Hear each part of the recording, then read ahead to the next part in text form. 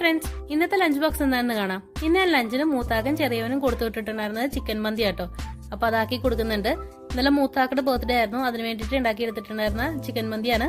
അപ്പൊ ഞാനത് കുറച്ച് ബട്ടർ ചേർത്തിട്ട് ഫ്രൈങ് പാനിലാണ് കേട്ടോ ചൂടാക്കി എടുത്തിട്ടുള്ളത്.